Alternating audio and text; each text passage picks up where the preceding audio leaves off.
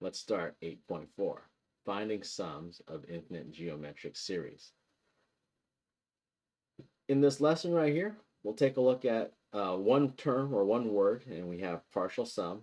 I put right there, uh, partial sum represents S sub n of the first n terms of an infinite series. So one of the things that we will be looking at right here are a set of numbers that do happen to be infinite. But then you're like, if it's infinite, how am I supposed to figure out the sum? Because it keeps going on forever. Well, good question, and we'll get to that. In the next sentence right here, it says the partial sums of an infinite geometric series may approach a limiting value. And so, to kind of piggyback on what we just talked about, at some point in time, yes, it might be infinite, but the numbers will eventually reach a particular value and get very close to it, similar to that of when we talked about an asymptote. So let's take a look at this core concept, and it represents right here the sum of an infinite geometric series. And so to find the sum of a infinite geometric series, once again, we've got another equation right here that you got to memorize.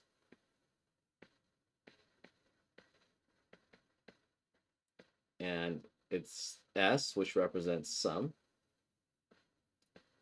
and that's equal to a sub 1 divided by 1 minus r.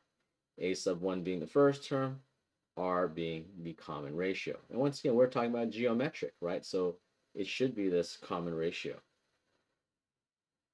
Key thing right here, this last sentence, provided that the absolute value of r needs to be greater than or equal to 1. Sorry, let me go back. Provided that the absolute value of r is less than 1, okay? This must, r, you got to pay attention to the questions, r needs to be less than 1, or the absolute value of r. If it's not, then right here in the next sentence, it says if the absolute value of r is greater than or equal to 1, then the series has no sum. So it's important to note right here that the absolute value of r needs to be less than 1 in order for us to be able to solve these problems correctly and to use this equation.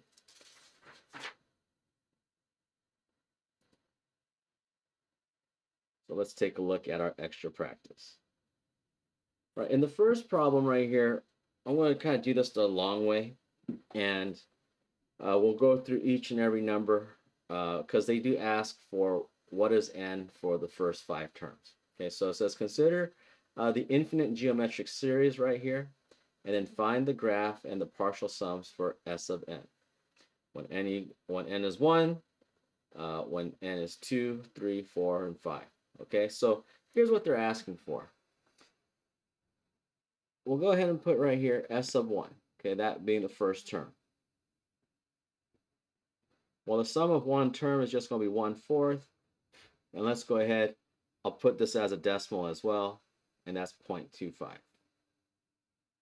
Let's go ahead next up.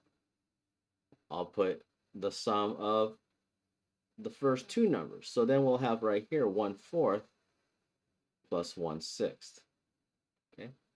And so when we add that up, we end up with 0.42.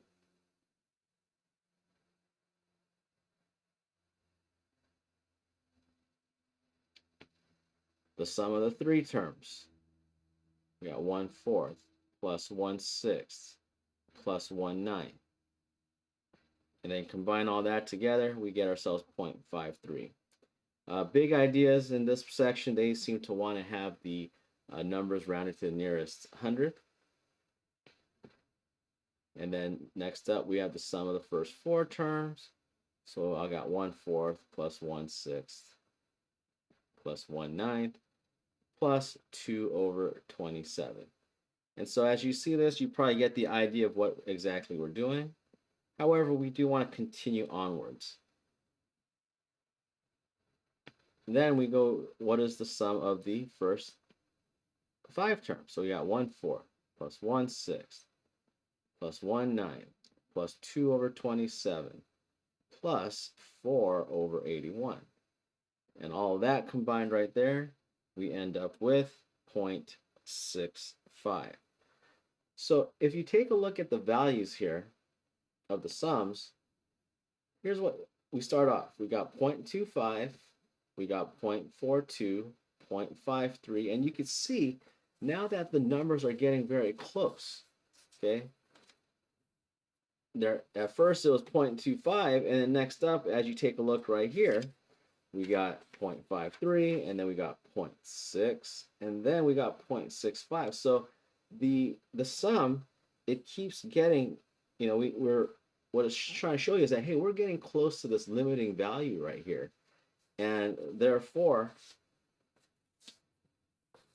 they ask you in the last part of this problem, say it says to describe what happens to S sub n as n increases. And so what we could go ahead and say right here, the proper answer that they want is that we can say that S sub n appears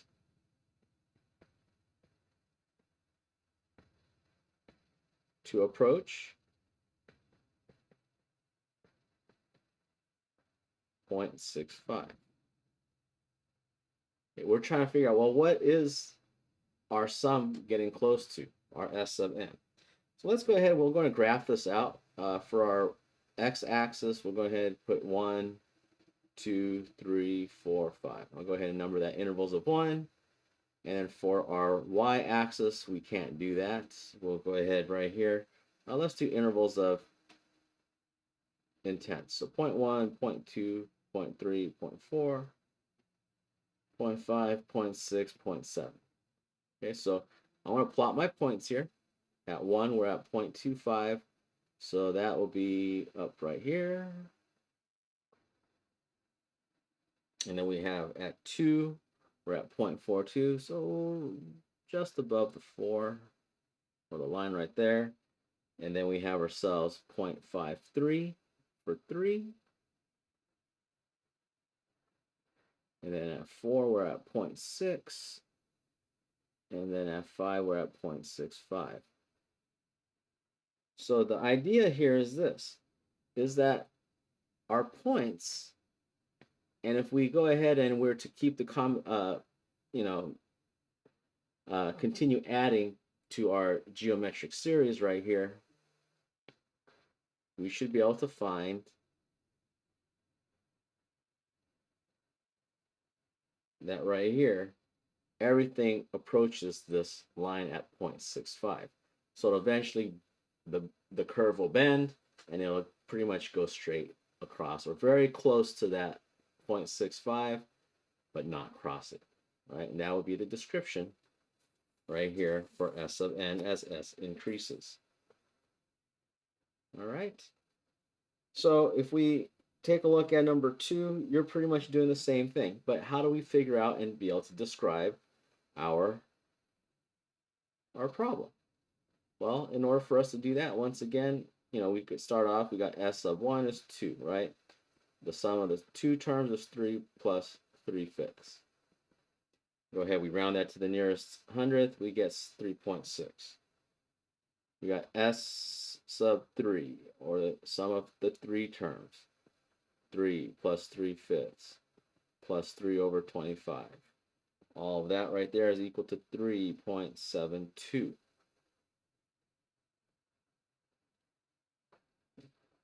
As I continue on, I think you understand right here. I'm not going to write all the terms for the 4th, but we get 3.74. And then the sum of the 5 terms, we get 3.75. So you can see now definitely that our limiting number is going to be around 3.7. We'll just go ahead and say 3.75 after these first 5 numbers here. So I want to put right here, right, or S sub n appears to approach 3.75.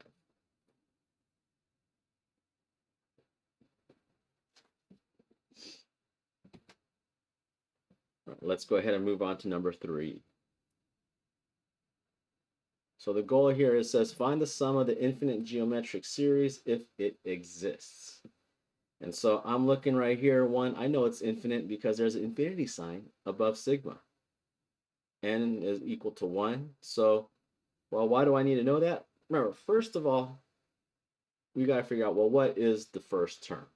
Okay, we got to know what is a sub 1. Because the equation that we use, once again, and let me write it down, S is equal to a sub 1 over 1 minus r. So let's figure out what the first term is. When I go ahead and plug in 1 into the equation right here, all right, we got ourselves 6 times 3/5, and then we got 1 minus 1, which is 0. So 3/5 to the 0 power is 1, and then we got 6 times 1. So a sub 1 is equal to 6. There is a very good chance that, remember, the equation starts off as a1 times r raised to the n minus 1 power. So there is a good chance that that first number will be a sub 1. But we've looked at problems. There are certain instances where it's not. So if you don't know when it will or will not be, then just plug in 1, or yeah, just plug in 1 into the equation and then figure out what a sub 1 will be. Okay. In this equation right here, this 3/5 is important because that happens to be your value of r. So let's go ahead. I'll plug things in. We have a sub 1 is 6. We'll divide that by, we have 1 minus r, which we have as 3/5. So go ahead and use your calculator, your handy dandy calculator, and S sub n right here equals to 15. There you go for number 3. Let's take a look at number 4. Give you a moment to look at it. We have 10 over 3 times 5 halves raised to the I minus 1 power. So remember, we got to figure out a sub 1. So let's do that. A1 is equal to, we got ourselves 10 over 3. We got 5 halves and then 1 minus 1. 5 halves to the 0 power is 1, and then we're left with 10 over 3. Let's go ahead, we plug things into the equation. But did you notice what r is? Take a look at our value of r right here. It's 5 halves. Oh, there's something wrong there. Remember, one of the rules from before in the lesson earlier on says that if the absolute value of r is greater than 1, what happens? We have that the series has no sum. So can we find the sum here? We cannot. The series has no sum because r is, or absolute value of r is greater than 1. So now let's go ahead and move on to 5. So if you didn't figure that out or you missed out on that, it's very important, okay, to pay close attention to this value of r, or finding the infinite geometric series, or the sum of them. All right, let's take a look at number 5. You're like, what gives? They don't give me an equation like they did in 3 and 4. Well, there's other ways for us to find the pertinent information that's needed.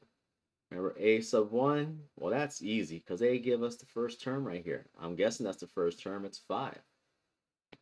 Remember from 8.3, you know how to find the common ratio. Ratio is going to be equal to this, take the second term divided by the first term. This right here ends up being 5/3, and then we multiply that by the reciprocal, which is 1/5. So if we go ahead and work that out, I'm left with 1/3 right here. So we now found what r is. The absolute value of r, or the absolute value 1/3, is going to be right here. Is it greater than 1? No, it's not. So that means that we do have a series right here. So let's go ahead. We got ourselves a sub 1, 5 divided by 1 minus 1/3.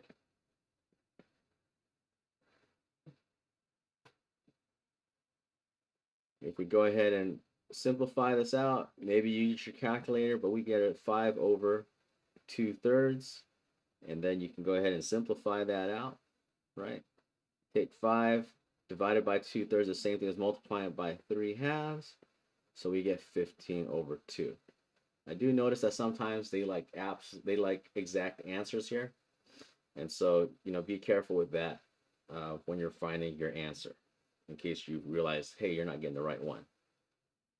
All right, taking a look at next up at number 6. Same thing right here. This 1/2, that's a sub 1. What is r? Take the second term, negative 1/4. We'll divide that by the first term, which is 1/2. So multiply by the reciprocal. So reciprocal 1/2 is 2. And then right here, hey, boom, boom. And we got ourselves 1/2 is r, or negative 1/2. And that makes sense because remember, if you look at the signs, they're alternating from positive to negative. So last thing, let's plug things in right here. We got ourselves a sub 1 is 1/2.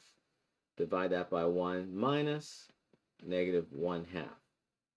And so I've got 1/2 over, we can go ahead and put 3 over 2, right? Negative 1 minus a negative 1/2. That'll get us 1 and 1/2, or 3 over 2. So we go ahead and solve that out right here. You'll end up with 1/3, and that ends up being your sum of the geometric infinite geometric series. Next up right here, we take a look at number 7. No section is complete without a word problem here. So let's take a look at this word problem. A kid pushes a tumbler toy and lets it swing freely. On the first swing, a toy travels 30 centimeters. Okay? I think that's going to be important. On each successive swing, the toy travels 75% of the distance of the previous swing.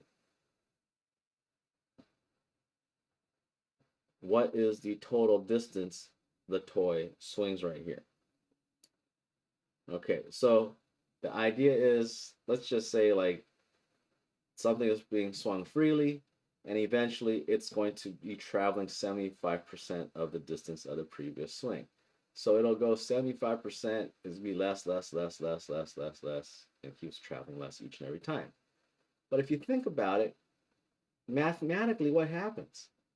Does it actually stop swinging? Because if you're going to take each swing and take 75% of it, even if you take like 0.000001 and you multiply that by 0.75, you'll still get a number that's greater than 0. So that's why right here, this ends up being an infinite geometric series. So let's put all the pieces together. 30 right here first, that's a sub 1. We have right here r ends up being, the rate is 75%.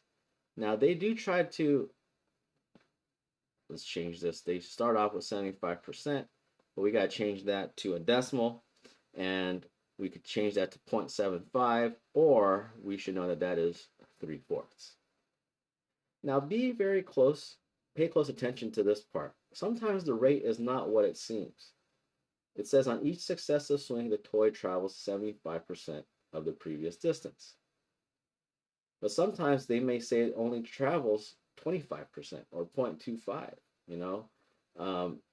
It all depends on how the problem or how the question is written. What exactly is the rate? So let's put this all together. And right here we've got our S sub n, or S is equal to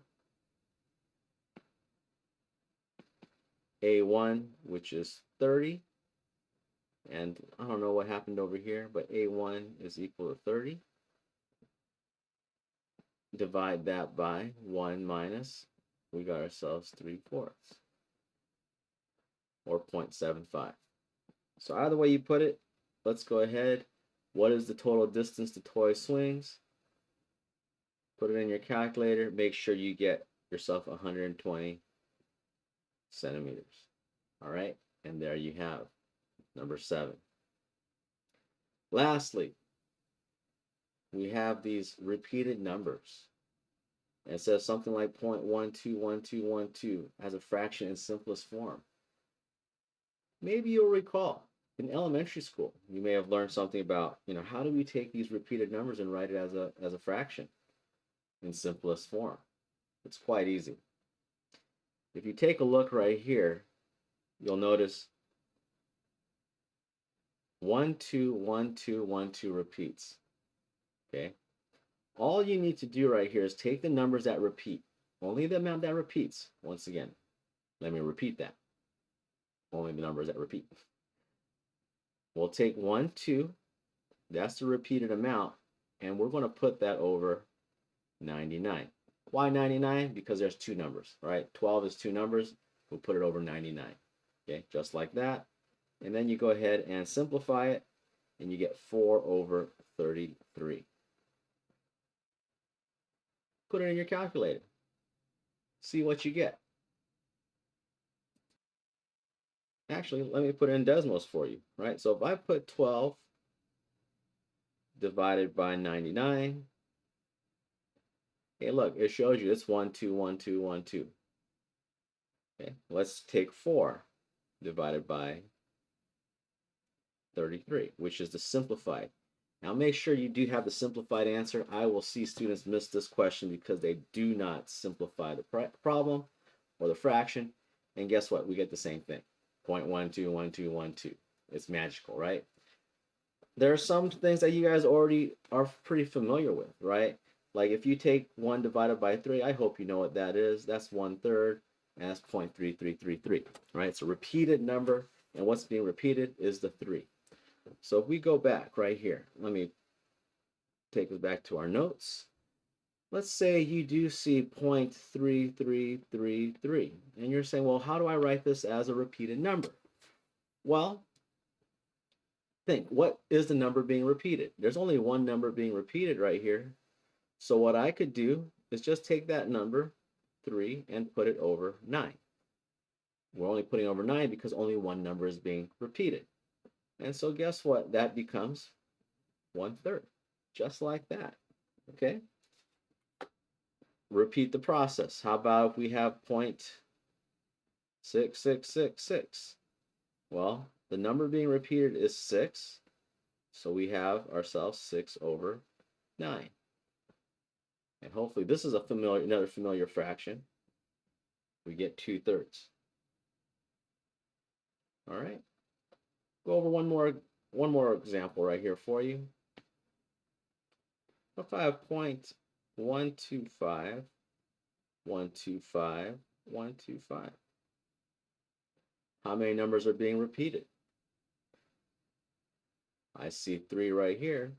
So what I want to go ahead and put is 125 over 999. All right. And then you want to make sure you can see that you could simplify that right there.